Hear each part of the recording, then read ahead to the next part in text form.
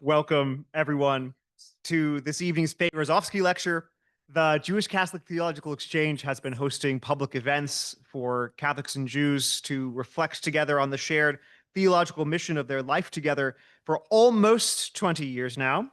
And it's my great pleasure to welcome you to this evening's installment of our public intellectual life and our public theological life together. Without any further ado, I'd like to introduce today our president of Providence College, Father Ken Sicard, who has some opening remarks.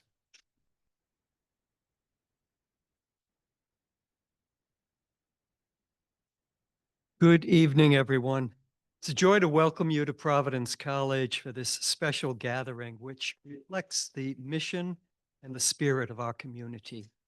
Tonight, we celebrate a tradition of interfaith dialogue and theological exchange that has deep roots here on our campus.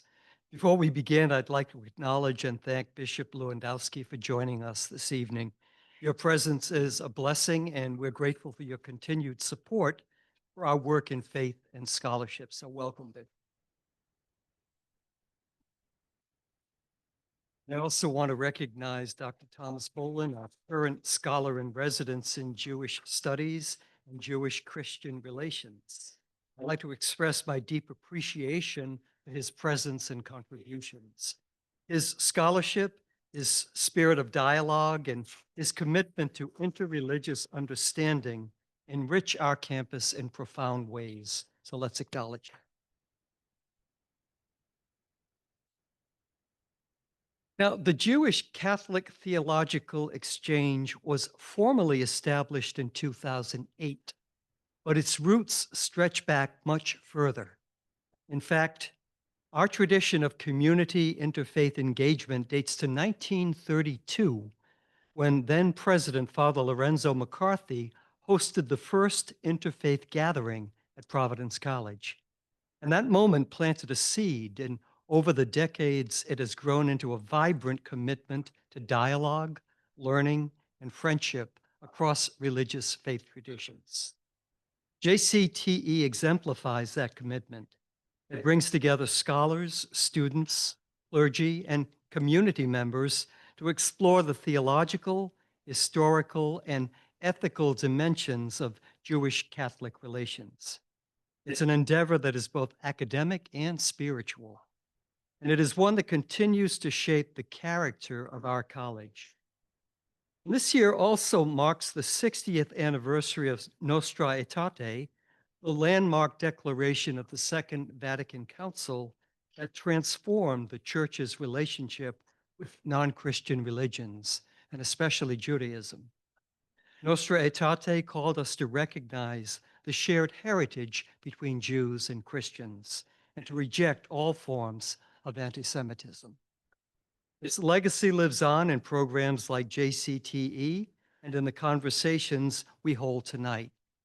So as we begin this evening's program, I invite you to reflect on the journey we have taken from Father McCarthy's vision in 1932 to the founding of JCTE in 2008, to the ongoing work of scholars like Dr. Bolin. Each step has brought us closer to understanding, closer to community, and closer to the call of our faith. Thank you for being part of that journey, and welcome to PC.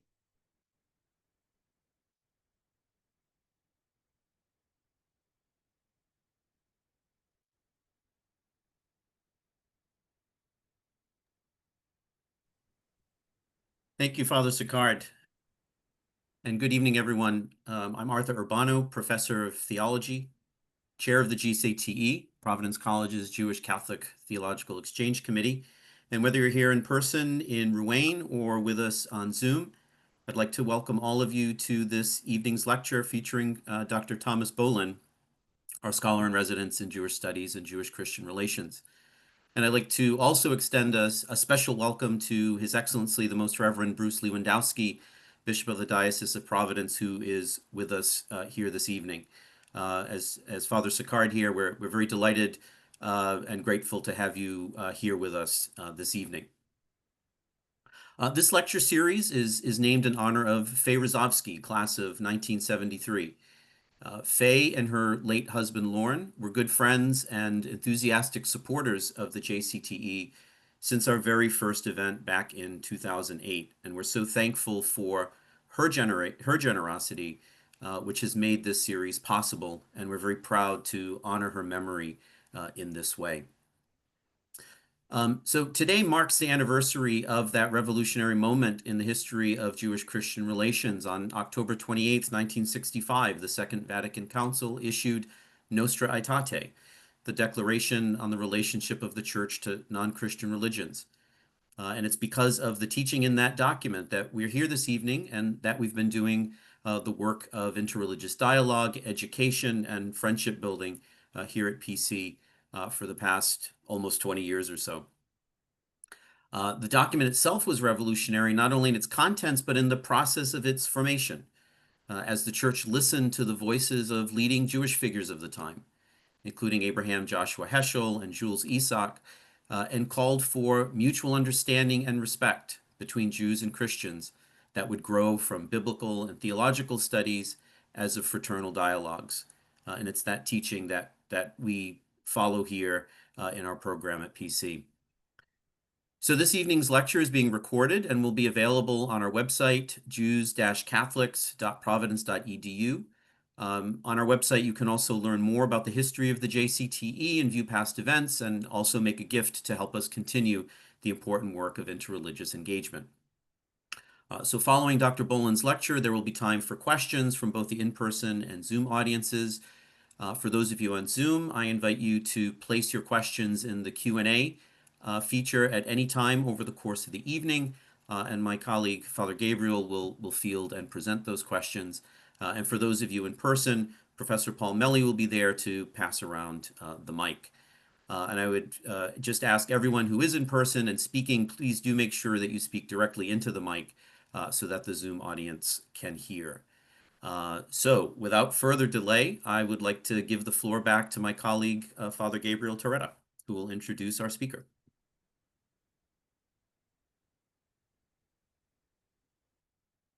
Thomas M. Bolin is the 2025-26 Scholar in Residence in Jewish Studies and Jewish-Christian Relations at Providence College. He's the scholar of the Hebrew Bible and early Judaism, whose work focuses on the creation of early Jewish texts and their subsequent interpretation by Jewish and Christian readers.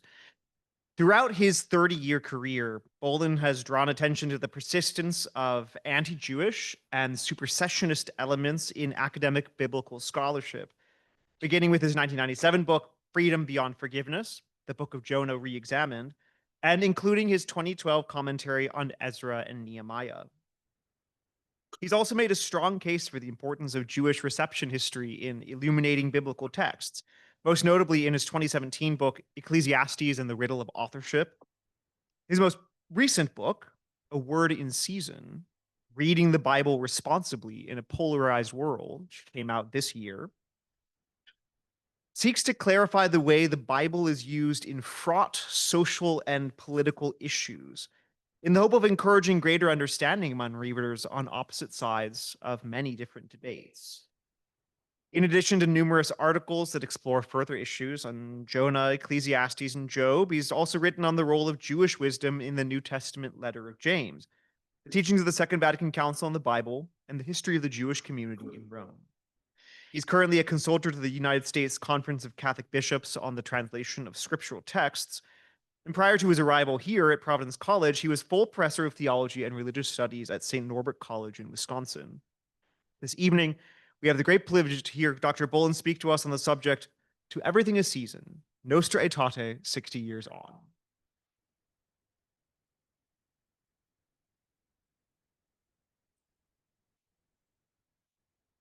Thank you, Father Gabriel. It's an honor and delight to be here. I want to mention with gratitude Faye Rozovsky, after whom this lecture is named, Zikrona Livracha, and to her family. Thanks also go to the Jewish Catholic Theological Exchange and to Arthur Urbano in particular, as delightful and supportive and wonderful a colleague as one could hope for. Thanks. Finally, I would like to thank President Sicard for being here and for Bishop Bruce. Let me begin with a brief story. During my doctoral studies, a little over 30 years ago, I was part of a reading group with several other graduate students, and we spent part of a semester working through Nostra Aetate with Father Georges Tavard, who was a Catholic pioneer in interreligious dialogue. During one meeting, someone pointed to a passage in the text and offered their interpretation of it. Well, Father Tavard firmly but calmly replied, I wrote that paragraph myself, and that is not what it means. What we hadn't realized in those days before Wikipedia was that we were in the room with one of the theological experts at Vatican II who had helped draft one of its most influential texts. We are here tonight to celebrate a 60-year-old document, one of many such commemorations that have happened today. Indeed, this photograph you see on my first slide was taken about 7 hours ago in the Colosseum in Rome, where Pope Leo was part of a group of interreligious group praying for peace in the world. And then Pope Leo went straight from the Colosseum to the Paul VI Audience Hall, where they had another commemoration service. And the original copy of Nostra Aetate with Pope Paul VI's signature on the bottom and several other conciliar officials was taken out of the Vatican Library and put on display. There have also been multiple celebrations of Nostra Aetate at significant anniversaries, 10, 20, and 50 years as well. Why is this document important enough to merit our continual attention? If Vatican II is what we might call a watershed moment in the history of the Catholic Church, Nostra Aetate stands out among its teachings. The caricature of Vatican II is that it changed church belief and practice that had up to that point remained the same for 2,000 years. This is certainly a viewpoint espoused by some Catholics who think the council was a disaster. However, as can be easily verified, many, if not most, of the council's changes were in fact retrievals from the traditions past rather than innovations. This is the case certainly for the council's documents on the liturgy, the nature of the church, and revelation.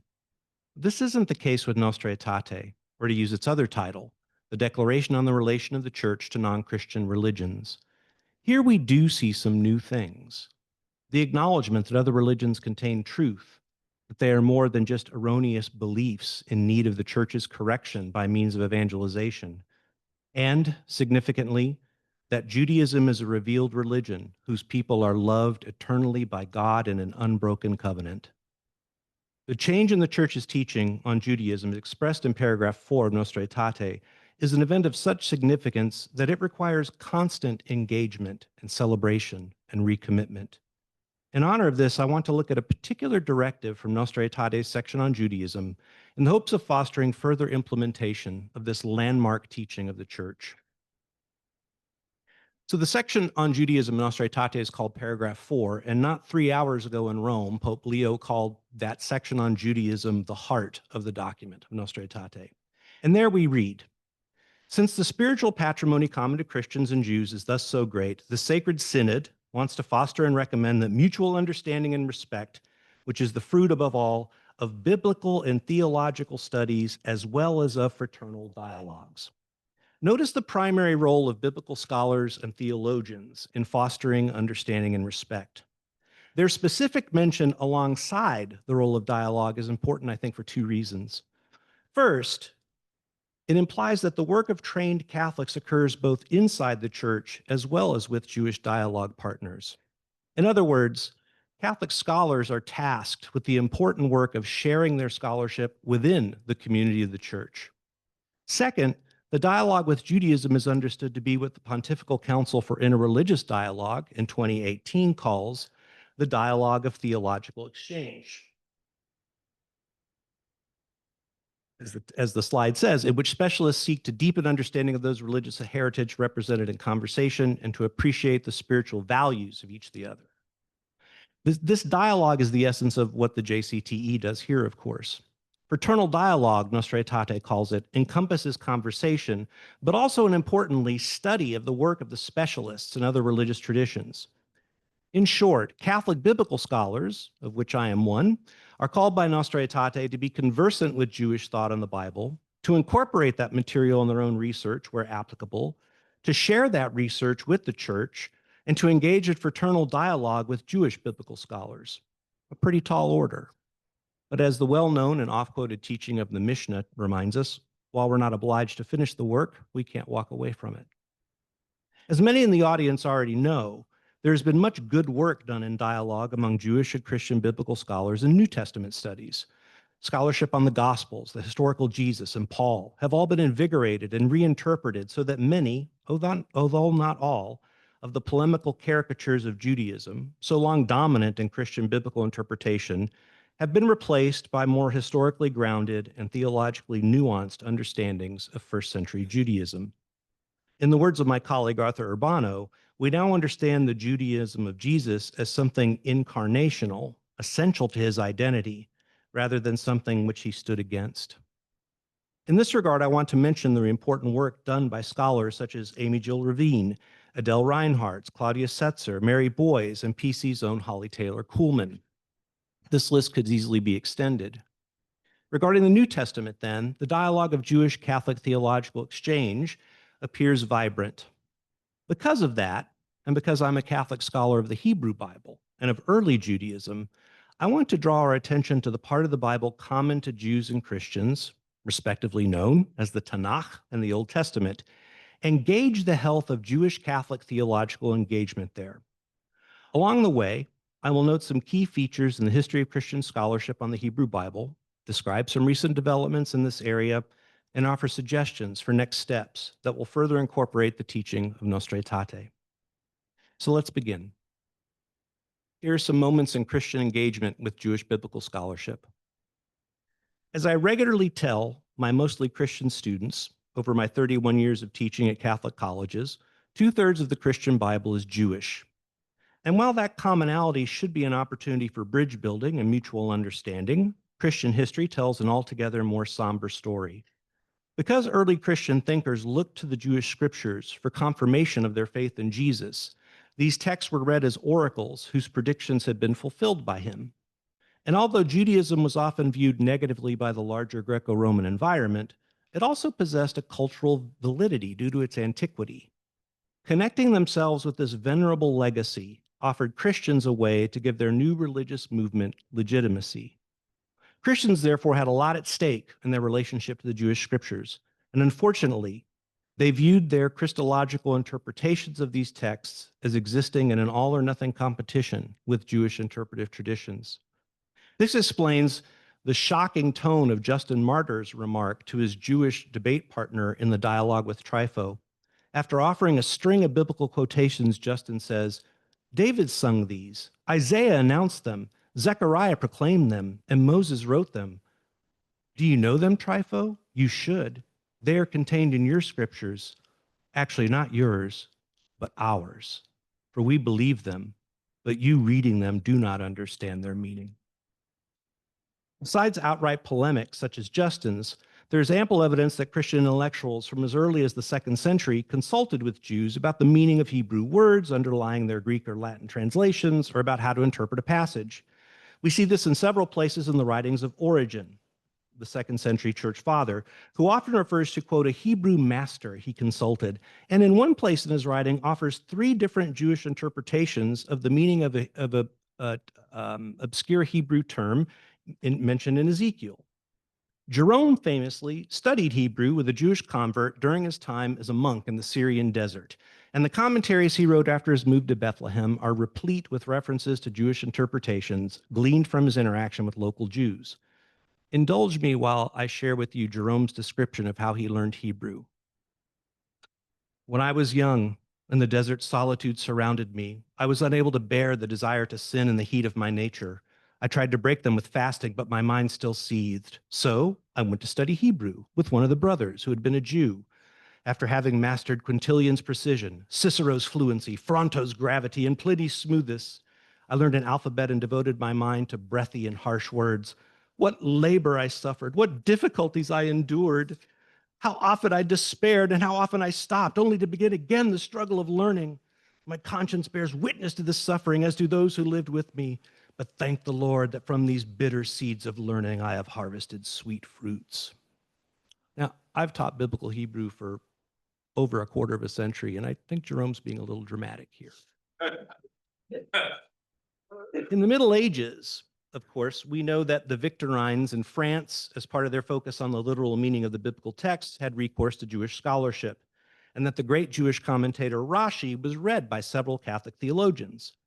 Attempts to correct the Latin text of the Vulgate in the Middle Ages also involved consultation of Hebrew manuscript by Catholics, and I would be remiss if I did not mention the great Dominican Hugh of Saint-Cher here at Providence College. Unfortunately, this long history of Christian interaction with Jewish scholarship, for the most part, doesn't really constitute genuine dialogue, because the motives for many Christian intellectuals to learn Hebrew or Jewish biblical interpretation were informed by Christian supersessionist theologies. With the invention of printing and the scholarly impetus of the Renaissance, even this problematic contact between Christians and Jews became unnecessary. Here is the first Hebrew grammar printed by a Christian in 1504. And so you can see on the right, there's a little description of each of the letters. So we have Beit, Hey, Vav, and et cetera, et cetera. This, of course, is what's called the Complutensian Polyglot, which was published in Spain and under the aegis of a Spanish cardinal. And here you see on the right, you have the Hebrew text of the Old Testament, you have the Septuagint, you have the Vulgate, you have the Aramaic translation called the Targum in the bottom, all this kind of access. You'll note the date, 1517, so this is 25 years after the expulsion of the Jews from Spain. The Reformers, as is well known, made the Bible the ultimate theological authority for Christians and consequently emphasized the need for ministers and preachers to access the Old Testament in Hebrew. For example, the Reformed Second Helvetic Confession of 1564 states that the truth of Scripture is founded in part upon the distinctive nature of the languages in which it's written, and the reformer Ulrich Zwingli required pastors in Zurich to learn Hebrew and Greek. The upshot of all of this is that by the end of the 16th century, Christians could learn biblical Hebrew and Aramaic and access rabbinic literature for their theological and polemical purposes without ever coming into contact with a living, breathing Jewish person, except perhaps at an unfairly staged public debate.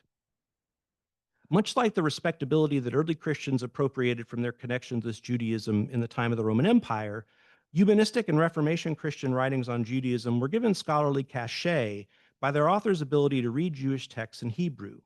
Their use of this knowledge to illustrate or support anti-Jewish views gave those views the false appearance of greater intellectual force.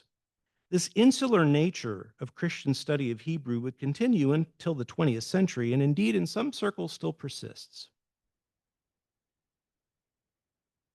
The rise of academic biblical studies. So what I do for a living, and what if you took a Bible class as an undergrad and you had to learn something like the sources of the Pentateuch, or the fact that Matthew used Mark, or things like that. The rise of academic biblical studies was fueled in part by the desire to study the history of the Bible free from specific confessional or doctrinal commitments.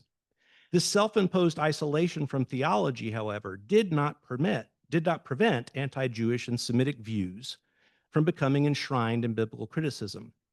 Let's stop and take a look at one scholar named Julius Wellhausen, perhaps the most influential 19th century Old Testament scholar, whose 1878 volume, Prolegomena of the History of Israel, helped shape the conversations in biblical studies for a century. This is a book that was published in 1878, and when I was a doctoral student in 1990, it was still required reading, just to give you an idea of the influence of Julius Wellhausen. Wellhausen viewed ancient Israelite history and the composition of the Old Testament as a process of gradual decline from a vibrant religious vision embodied by the prophets and turning into a dead legalistic focus on rules and rituals typified by the priestly writings and the books of Ezra and Nehemiah. Here is Wellhausen's description of post-exilic, meaning later, Jewish worship. And I'll let you read this yourself. But I put the last phrase I put in also in the German, right? So he has this whole notion of, the decline of worship. Worship was spontaneous and vibrant, and then once sacrifices come, Mosaic theocracy becomes a cultist, right? It becomes a dead work. And so there's very much this understanding that as you move through the history of ancient Israel, you move through the history of early Judaism, and you get into later biblical texts, there's a degeneration of Jewish religion and Jewish theology. Wellhausen wasn't alone in this disparaging attitude towards later Judaism. Another German scholar coined the term Spätjudentum, late Judaism, to describe Judaism in the centuries between the exile and the birth of Jesus. You might ask yourself, what's late about Judaism from the first 5 centuries before the Christian era? Well, it's late because these are the centuries leading up to the arrival of Jesus, who comes to revoke Judaism's covenant and replace it with Christianity. This dominant understanding of ancient Israelite history and Christian study of the Old Testament essentially drove a wedge between pre-exilic, pre-539 BC, Israelite religion, which is credited for the composition of the main narratives of the Hebrew Bible and the prophetic books, texts with particular importance for Christians, and post-exilic Judaism, post-539 BC Judaism, to which were relegated minor or marginalized books, such as Ezra Nehemiah or Ecclesiastes. This allowed Christian biblical scholars to leapfrog centuries of Judaism and lay claim to a supposed pristine Hebrew Bible, whose theologically significant portions were untainted by Judaism. They are not your scriptures, Trypho, but ours. We have a brief example on how these ideas persist. Let's take a look at the book of Jonah. Listen to the first line of Jerome's commentary from the book of the book of Jonah. Quote, Jonah is sent to the nations in condemnation of Israel. For Jerome, the repentant and forgiven Ninevites represent the Gentiles to whom God had turned because of Jewish disobedience. Jonah represents that disobedience. He does try to run away from God, and also Jewish anger at God's love being shown to non-Jews. This reading becomes standard throughout the Middle Ages and was picked up by Martin Luther, who argued that Jonah hated the Gentile Ninevites and, quote, grumbled at their salvation apart from the law. Biblical scholars, supposedly free from these doctrinal entanglements, portrayed Jonah's unhappiness after God spares the Ninevites to be emblematic of there's that late Judaism's ethnocentrism. Some Jews, you see, were like Jonah and believed that God only loved them. Never mind that Jonah himself affirms God's mercy after the Ninevites are forgiven, and that the story of the Gentile Ninevites' repentance is read every year in the synagogue on Yom Kippur as affirmation of God's willingness to forgive everyone who repents. To show how persistent this view has been, here's the footnote to Jonah 4:1 from a 1990 edition of the New American Bible, and I've blown it up here on the right. So Jonah, it says Jonah is angry, and then if you see under verse 1, why was he angry? Because of his narrowly nationalistic vindictiveness. Okay. Here's the footnote to the verse from the most recent edition of the New American Bible, which is on the U.S. Bishop's website. So he's still narrow and vindictive, but not nationalistic. I do plan on my public pledge is to have this footnote removed at some point. I don't know to whom I have to go, but that's something. And finally, here's a recent screenshot from a progressive Christian Instagram account that boasts 184,000 followers. As is the case with problematic interpretations of Jews in the New Testament, these readings of the Hebrew Bible can be found among self-styled progressive Christians as well as traditionalists. Historical critical scholarship, however, need not rely on anti-Jewish assumptions, and it can also be used to help lay foundations for Christian appreciation of Judaism. We can see this in Pope Pius XII's groundbreaking encyclical on biblical studies called Divino Afflante Spiritu. Speaking of the Old Testament, the Pope states that the interpreter must, as it were, go back wholly in spirit to those remote centuries of the East, and with the aid of history, archaeology, ethnology, and other sciences, the special preeminence of the people of Israel among all the other ancient nations of the East in their mode of compiling history, both by reason of its antiquity and by reasons of the faithful record of the events. Though couched in rather florid language, the directive here is pretty clear. The Catholic biblical scholar isn't simply to master Semitic languages, but should also engage in an act of interpretive empathy to understand the ancient Jewish authors who were more than unwitting transcribers of Christological typologies or prophecies, but autonomous authors whose worldviews and beliefs are essential to proper understanding of the biblical texts. Encyclicals, as you may know, are not written by the popes, although their final contents are endorsed by them. Popes enlist the help of experts to draft their encyclicals. In the case of Divino Afflante Spiritu, Pius XII relied on his confessor, the German Jesuit Augustin Bea, an Old Testament scholar and longtime rector of the Pontifical Biblical Institute in Rome. By 1943, when the encyclical was written, Bea had already published books on the Pentateuch, the inspiration of Scripture, and biblical archaeology. As many here may also know, Bea would later be named the first president of the Pontifical Secretariat for Promoting Christian Unity, and at Vatican II, he would be one of the main forces behind the promulgation of Nostra Aetate. Historical critical study of the Bible, therefore, can be used to support anti-Jewish or anti-Semitic attitudes or to lay the foundation for Jewish-Christian dialogue. I want to sketch how these potential outcomes remain present in one important subset of biblical studies and offer some observations on the way forward. We're entering the last part of the paper here. I call this biblical theology as a site of dialogue. So I'm talking about a concept called biblical theology. At first glance, this phrase, biblical theology, seems transparent. It describes what almost everyone does when they read the Bible and reflects on its theological relevance for themselves. However, the term has a specific meaning in Christian biblical scholarship that I want to briefly to explore and interrogate as a prelude to making some concrete suggestions. The concept of biblical theology was first articulated by the German scholar. This is our third German scholar from the 17 and 1800s, by the way. You should be noticing a pattern.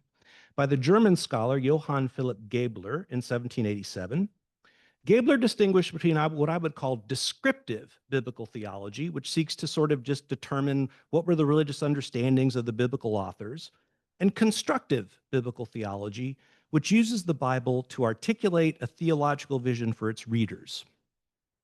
Throughout the 19th and 20th centuries, Protestant scholars produced theologies of the Old Testament that, while claiming to be descriptive, in fact imposed Christian theological concepts onto the Jewish texts and consequently created constructive theologies that viewed the Old Testament as partial or deficient and need of completion or fulfillment by the New Testament.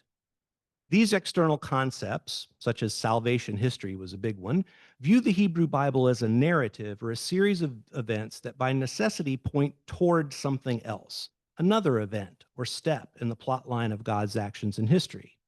This is the Christian view of the Old Testament as a foundation story that requires something else to complete it. We see this in the ordering of the Christian canon of the Old Testament, where the last book is the prophet Malachi. And so these are the last few verses of the Christian Old Testament. Look, I send my messenger to prepare a way before you. My messenger in Hebrew is Malachi. We're not sure that Malachi is the name of the person who wrote the book, but Malachi just means my messenger. To prepare a way, suddenly the Lord who you seek will come to his temple, the proclaimer of the covenant whom you love. Behold, he comes, says the Lord of hosts. Okay? Return to me and I'll return to you. So the ending of the Christian Old Testament, ending with the prophetic books and ending with the prophet Malachi, is demands a sequel. You sit through the movie and at the end, we're not sure whether Darth Vader was actually killed. Like he spun off into space. Is he going to come back or not? It demands a sequel. The competing claims of Christian scholars on the key theological themes of the Old Testament led at first to a search for the center of Old Testament theology, and then toward the end of the last century to the production of works that acknowledge that there are a plurality of views in the Hebrew Bible. All of these approaches, however, were based on sorting out of biblical texts alongside historical periods in ancient Judaism, and they still engage in a process of prioritizing certain ideas and certain time periods over others, which led to the marginalization of certain other biblical texts, most notably those traditionally dated from the post-exilic period, what was once known as Spate Judentum. These theologies, because of the claim that they were engaging in a descriptive task, as a rule do not take into consideration what these texts mean in Jewish theological interpretation. For example, one major Old Testament theology by a Christian author describes the book of Ecclesiastes as, quote, a shrill and incessant voicing of negativity, whose result is that, quote, confidence in Israel's core testimony seems to erode. And consequently, this author places Ecclesiastes, quote, at the very edge of the Old Testament. One can only find an edge to something once they've located the center. And here, what the Christian author calls, quote, Israel's core testimony, seems curiously to be one that marginalizes a biblical book whose status in Judaism is higher than that in Christianity. Ecclesiastes indeed is one of the 5 festival scrolls, and it's read in many synagogues every year on the Sabbath during Sukkot. Jewish biblical scholars naturally found significant problems with Christian constructive theology of the Old Testament being presented as if they were descriptions of the actual beliefs found in ancient Jewish texts. In 1987, John Levinson wrote a very now famous essay entitled "Why Jews Are Not Interested in Biblical Theology," by which he meant the kind of biblical theology that perpetuates supersessionist readings of the Hebrew Bible. Levinson himself has produced numerous publications that offer rich descriptions of the various theological dimensions in the Hebrew Bible, and he is not alone. Among other Jewish scholars producing such work, I want to mention Benjamin Summer and Marvin A. Sweeney. Sweeney in particular has done much to make a case for a Jewish biblical theology, and he uses the Jewish canon as a framework. Significantly, Sweeney doesn't look at the canon in terms of a story arc, but rather understands the threefold division of the Jewish Bible into Torah, Nevi'im, prophets, and writings to paint a cyclical picture of Jewish life, both on the individual and the collective level. For Sweeney, as he writes, the Tanakh is structured according to a cyclical pattern of the institution of ideal Jewish life, the disruption of Jewish life, and the restoration of that ideal. While I don't disagree with Sweeney, I'd like to note that if one chose to look at the Jewish canon as a narrative, its final words are the decree of the Persian king Cyrus, authorizing the rebuilding of the Jerusalem temple. Thus says Cyrus, the king of Persia, all the kingdoms of the earth have been given to me by the Lord, the God of heaven. He has appointed me to build for him a house in Jerusalem. Whoever is among you from his people, the Lord his God is with him. Let him go up. Vaya'al, let him go up. Here we see an ending that opens onto a new beginning that is itself as a return to the beginning of God's promise to Abraham. However, unlike the Christian canon's cliffhanger ending with Malachi, the ending of this story allows for a sequel, but it doesn't require one, insofar as it is addressed to individuals who choose to continue the story in their own lives. This kind of dialogue between Jewish and Christian biblical scholars about their different theological approaches is not an entirely new thing. The turn of the last century saw the publication of some works that were either the outcome of such dialogue or sought to initiate it. So I'm not advocating for something no one's ever thought of before, but it is something I think that's lain dormant for a while that I would like to revive. In addition to Jewish scholars working on biblical theology, I want to stress the importance of ideas put forward in Jewish scholarship aimed towards general audiences. I'm thinking, first of all, of classic works by Abram Joshua Heschel and Joseph Soloveitchik, but also more recent books, 2 of which are Shai Held's Judaism is About Love and Irving Greenberg's The Triumph of Life. Neither of these books are about the Bible per se, but each offers a distinct entry into the role that the Bible plays in contemporary Jewish religious and intellectual life. Held's book uses the idea of love as its central metaphor, and in a series of chapters explores the multiple dimensions of love based on the Bible, but in conversation with post-biblical Jewish thought. Held does not shy away from difficult issues, such as love of enemies, God's universal love alongside covenantal love for Israel, and thorny biblical texts, such as those that recount the conquest of Canaan. Greenberg's book, subtitled A Narrative Theology of Judaism, might also be described as a Jewish philosophy of history, beginning with the biblical era, which is then nurtured by both rabbinic tradition and modernity, and now exists on the cusp of what he calls a new age, which requires an acknowledgement of unprecedented human autonomy and a commitment to use that power in the expansion of what he calls holiness, which encompasses what we would more commonly call social justice. Greenberg also takes up thorny issues, for example, Judaism's role and obligations in a pluralistic cultural milieu. Both books consistently engage the biblical text throughout, and as a Catholic biblical scholar, I found read them an eye-opening orientation into Jewish biblical interpretation, which not only gave me a greater understanding of Judaism, but also of the biblical texts.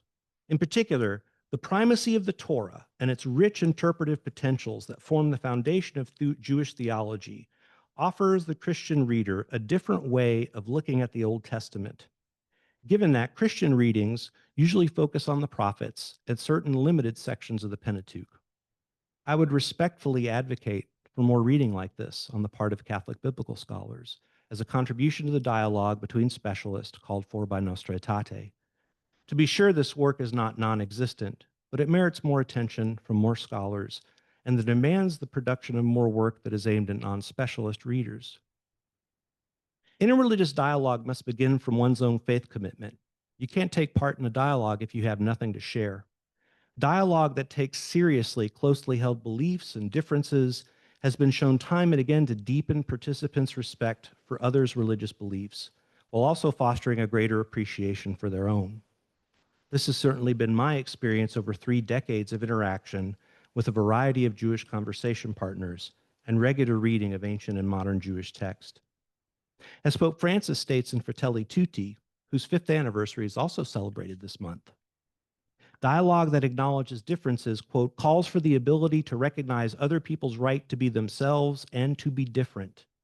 Myopic focus on what we have in common, rather than being a sign of hospitality, instead constrains dialogue partners into self-censoring their identities by placing greater value on what makes them alike. In the spirit of not shying away from difficult topics, it can be said that Jewish-Catholic relations are currently not as vibrant as they once were. The Israeli scholar Karma Ben Yohanan discussed this quite clearly at an online event this past summer hosted by the JCTE and available on the website. I hasten to add that this assessment applies to the situation at the level of the Vatican. The state of affairs in Providence is a hopeful outlier and a testament to the years of good work done by Catholics and Jews here. In a recent interview, Cardinal Pierbattista Pizzaballa, the Latin Patriarch of Jerusalem, acknowledged the current setbacks in Jewish-Christian relations and advocated, among other things, more discussion, quote, on the interpretation of the Holy Scriptures. This is particularly meaningful coming from Cardinal Pizzaballa because, like Cardinal Bea, he's a biblical scholar. But however insignificantly, Cardinal Pizzaballa earned his doctorate in biblical studies at the Hebrew University in Jerusalem. His proposal for more Jewish-Catholic dialogue on biblical interpretation comes from deep knowledge of both Catholic and Jewish biblical scholarship. My remarks tonight are a small but sincere attempt to help inch this dialogue closer to reality. Such a dialogue should lead to renewed commitment, in the words of A.J. Levine, to, quote, read graciously in the presence of our neighbor. Nostra Aetate takes its name from the first words, translated as in our time. This opening paragraph should give us pause. What does a 60-year-old document that from the outset grounds itself in its own time have to say to us today? Earlier, I'd mentioned the fact that successive anniversaries of Nostra Aetate have been marked by the Church. Without exception, these anniversaries have been used as opportunities by the magisterium to issue new statements that seek to clarify and deepen Nostra Aetate's respect for and acceptance of Judaism. To these writings from the Vatican, we could add multiple statements of the United States Catholic bishops. This pattern of reiteration tells us something important about the Church's teaching on Judaism. First, that while there are milestones in its relationship with Judaism, challenges still exist to the Church's work to plant and water the seeds of Nostra Aetate. To be sure, there have been profound and dramatic moments of dialogue and encounter. Nevertheless, the process of full acceptance has also been hindered by missteps. I'd see these not as reasons to give up, but as reminders that we are always on the way to what we are called to be, which means that we must never stop moving forward, no matter how incremental our steps may seem. The past several years has seen a marked rise in anti-Semitic violence in the United States and an emboldened attitude among alt-right groups whose ideologies include anti-Semitism. Close to home here in Providence is the chilling incident earlier this month at Smithfield High School, just down the road, a situation made even worse by the apparent lack of consequences for the perpetrators. Ask any Jewish person you know, and they'll tell you that there is an increased feeling of dread and vulnerability in American Jewish congregations. Tonight, October 28th, marks the 60th anniversary of Nostra Aetate, something worth celebrating.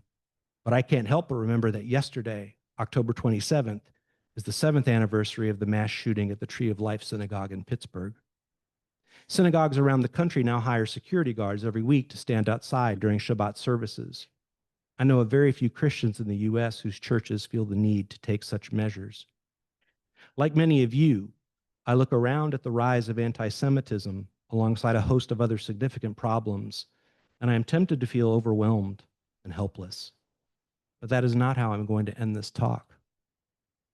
In his letter from the Birmingham jail, Martin Luther King Jr. decries the fact, quote, that we will have to repent in this generation, not merely for the hateful words and actions of the bad people, but for the appalling silence of the good people. Let us strive to be among the good people who speak. On the Vatican's website, you can read Nostra Aetate in several translations, including modern Hebrew. There, the opening phrase is captured in one word, bitzmenenu. The root of this word is zaman, which is one of the Hebrew words for time. It occurs 4 times in the Hebrew Bible, most notably in the well-known poem in the book of Ecclesiastes, which begins, "To everything there is a season," or in Hebrew, lakol zaman. That poem, made famous by folk singers and by its widespread use at funerals, is a list of 14 pairs of polar opposites, each preceded by the affirmation that there is a time for them. The opening phrase, "To everything there is in season," introduces these pairs. Commentators disagree about the meaning of this poem. Some argue that it underscores the fact that we cannot control the good and bad things that happen, or that the cycles of life are relentless and unforgiving. But I think the poem is more nuanced than that. To be sure, some things happen in their time that are beyond our control: birth and death, sorrow and joy. Other things happen according to circumstances that we must be wise enough to discern. When is the proper time to dance, to tear something down, to keep something, or to cast it away? And finally, there are the things we can choose to do that shape our character, that make us into the people we wish to be, to kill or to heal, to wage war or to wage peace, which is significantly the last word of the poem. To everything there is a season. The bishops decided that the season had come for mending, for building, and for embracing. That choice inaugurated a new season in which Catholics are also tasked with choosing to continue the work of mending, building, and embracing.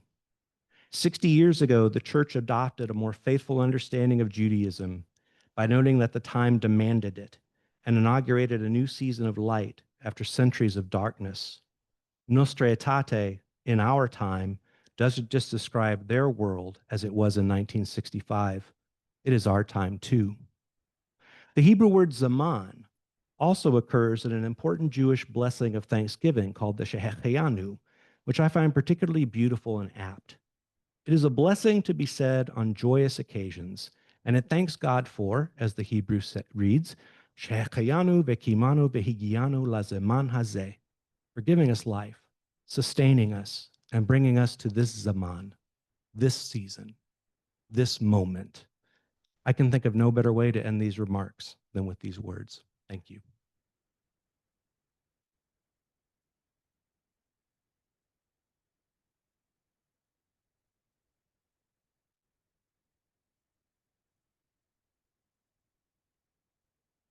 It's time for questions. So those who have questions, please raise your hand, and Dr. Melly here will come around to you and bring the microphone to you.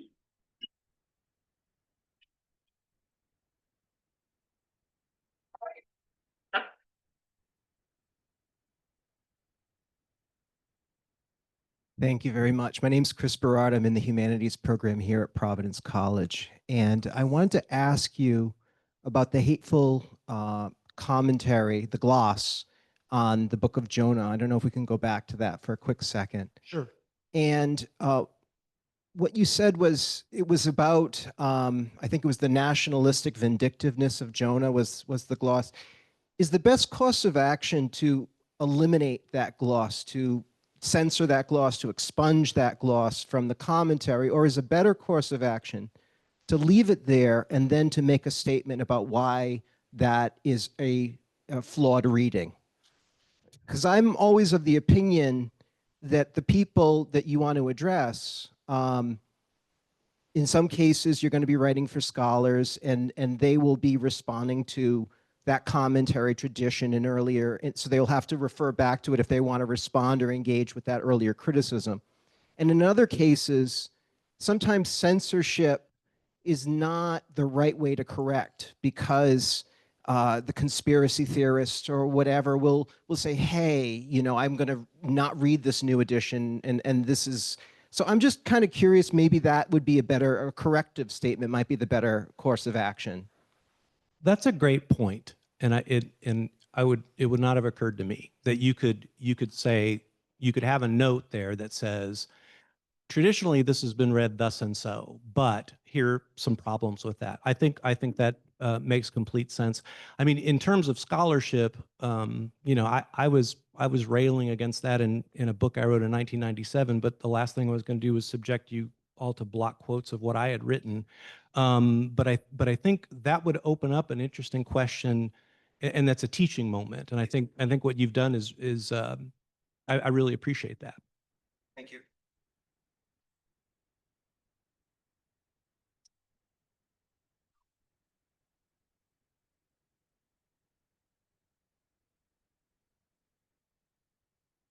Thank you for your remarks. I have a quick question. What role do you see or envision for the Messianic Jews? Because Christians and Rabbinic Jews, they talk, they have different point of views. But what about Messianic Jews? Those who are Jewish, perhaps even live in Israel, but believe in the Messiah Jesus.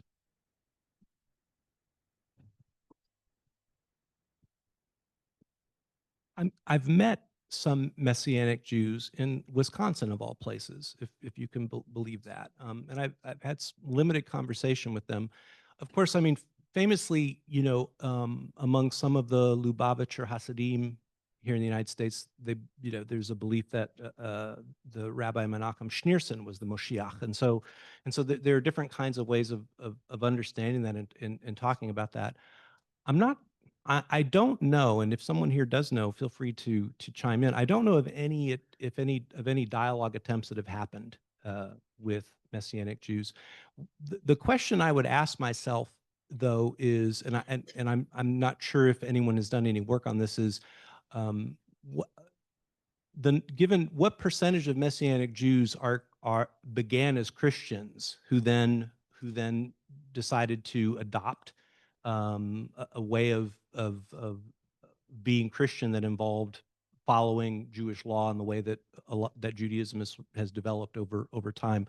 I think that would be different than understanding a Jewish person who then comes to embrace Jesus as Messiah, but chooses to continue to do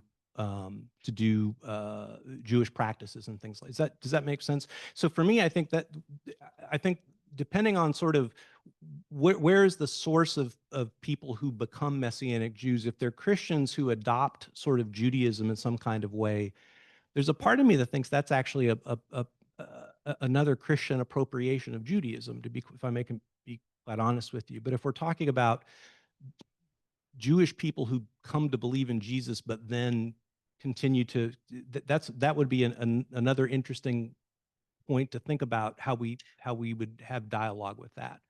I've never thought of that before, but I think that's really interesting. But I do think you know, there is you know, John Paul II, you know, famously said at the synagogue that Christianity was Judaism's younger brother. And I'm the youngest brother in my family, and I can tell you the older brother sometimes didn't like having me around or didn't want me and things like that. And so, you know, the older brothers don't often ask for younger brothers, but I think there's certainly, I think there's a concern with some sort of attempts at appropriation in that regard. If we're talking about Christians, in my understanding of Messianic Judaism, a lot of those Christians might have come out of evangelical traditions, but I could be wrong, appropriating Jewish practices. Does that help? We have a question from Peter and Vanessa Oaks watching online. They say, are there ways that Catholics and Jews can study their scriptures together without covering over differences and without seeking agreement? I would hope so, because I think that's how dialogue works. Yeah, you know, I think the way dialogue is, you know, as Pope Francis talks about in Fratelli Tutti, and is that dialogue is about acknowledging differences, but creating space to listen to the other. How might that happen? I mean, I should say that Peter Oakes is an extremely well-known and scholar who has done tremendous amount of work thinking and writing and working with people about this. So I'm delighted and honored by his question. Um, I would say in terms of academic kinds of things, I wonder if, for example, I belong to the Catholic Biblical Association, so I wonder if there is, and it's an ecumenical. So, as a matter of fact, our vice president is Amy Jill Levine this coming year. So, but I think that perhaps scholarly associations, could set up panels or things along those lines, or, here in Providence, I know there's a group of people who are reading the Bible together, which I think we're meeting next week, and Christians and Jews who are reading through passages in the Old Testament together. But in terms of academics doing that, I think we would need scholarly organizations or institutions to step in and create some sort of structure to get that off the ground.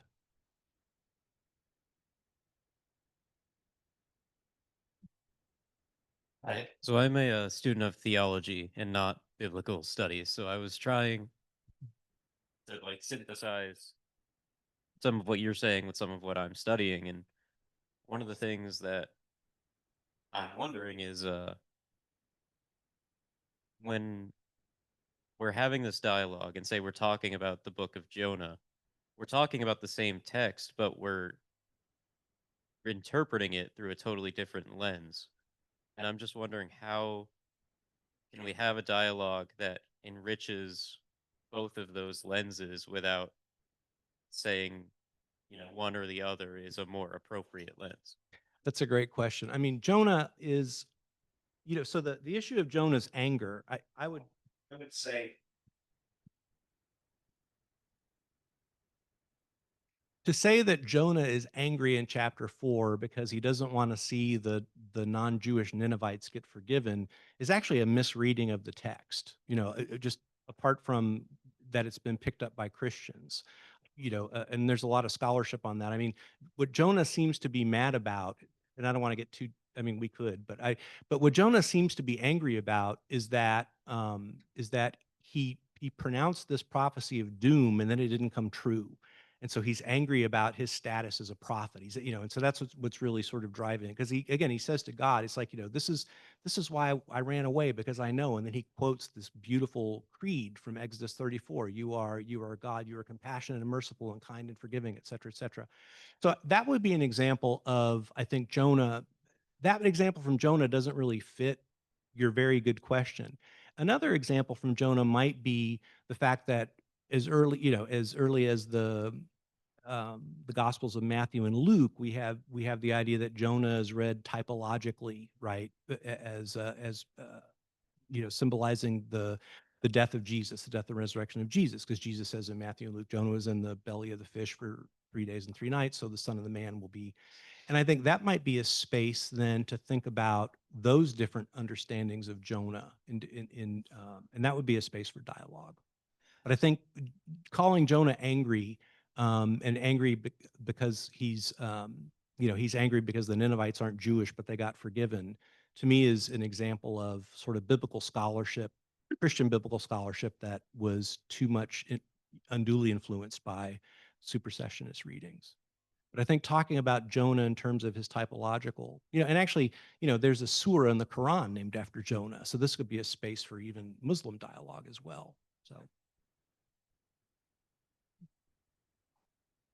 Yes, thank you for the discussion. And I think there's a real academic perspective to it, but it also triggers a lot of thoughts about the last 2,000 years. And one of them is like, if you think about Christianity at the time of Paul, prior to him, pretty much all the early Christians were Messianic Jews. And sometimes those thoughts diminish and sometimes they come to surface. But there's been many times when there's been very good dialogue between the groups and other times where there's a lot of animosity. And the other thought is that today, 60 years ago, we were looking to talk together from a very peaceful perspective. It's interesting that right today in the Mideast, the Jewish and the Christian groups that are united are much more united in hate and destruction than in bringing peace.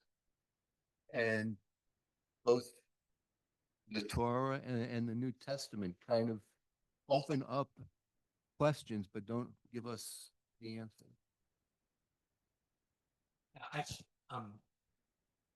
Not sure if there was a question there, but your remarks remind me tonight. So I watched this commemoration from the Vatican this afternoon, and a Jewish woman from Jerusalem who works for an institute that fosters dialogue gave this really powerful testimonial as part of and then Pope Leo came on at the end. But she talked about how hope is hope takes work, and hope is about choosing, and hope is about what the next thing that you do, and trying to stay focused on just doing that next thing, and trying to let go of our desires and expectations of how we want things to turn out. And like you, I mean, well, I can't read as much of the papers anymore. It's a little overwhelming, but I mean, I look at the papers, and but I feel like that's really the only viable way forward. I don't think, this year, in the Catholic Church, this is a Jubilee year, and it's called the Jubilee of Hope. And hope is not optimism. Hope is more deeply grounded, because optimism sort of dictates how you think the end is going to turn out. The cavalry is going to come or whatever. Hope is what we do when our headlights don't go out that far, but we still know that somehow or another, if we just keep going, right, we're going to get to a place. And you've heard this before, but yeah, but I don't know. It's okay to say true things over and over again. Hi. Yeah, thank you very much for your talk and for your work. You made a distinction earlier between descriptive biblical theology and constructive biblical theology. What I'm wondering is do you think it's possible for Christians as the outcome of the dialogue, as the outcome of shared biblical study, to be changed normatively in terms of certain biblical passage? In other words, would the outcome of the dialogue be simply mutual appreciation, and you think this way and I think that way, and we're going to enrich that, appreciate that? Or would it be theologically plausible to have Christian interpretations changed by shared discussion and shared biblical scholarship? It's a great question. I mean, I think this question of Jonah's anger might be, I mean, you asked me, and my mind immediately tries to find examples, right? Because I mean, at the end of the day, we're talking about different kinds of texts in that kind of way. I don't know. 24 years ago, the Pontifical Biblical Commission put out a very lengthy document on the Jewish people and their scriptures. And, at the time, it was really groundbreaking. I wonder if that document might, be open to being revisited and updated in different kinds of ways, because a lot has happened in the last 25 years. But I think your question speaks to what they were trying to do in that document. I could see something happening. I don't, it's not like, at sometime in the 90s, I think the Catholics and the Lutherans signed a joint agreement on justification. That's a whole different kettle of fish, but you're sort of putting out something analogous, right? So there's this dialogue occurs, and then some sort of new consensus is reached or something along those lines. I'm not sure. I'm honestly not sure. I wouldn't rule it out, but I'm not sure what that would look like. Well, I'm grateful and excited to see that there's a continuing appetite for a continuing conversation here this evening, in addition to our ongoing work of dialogue. But for everyone's sake, I have to pause for here and invite everyone after our talk actually to continue our conversation in the most fruitful possible way, which is to break bread together or to break hors d'oeuvres together in the great room here at the end of the hall. You have to walk past it in order to get out of the building anyway. So we may stop and enjoy some conversation and continue to talk to Dr. Bolin and your all the other guests here as well. But just to close our evening, if you could just thank with me one more time, Dr. Bolin, for his wonderful lecture.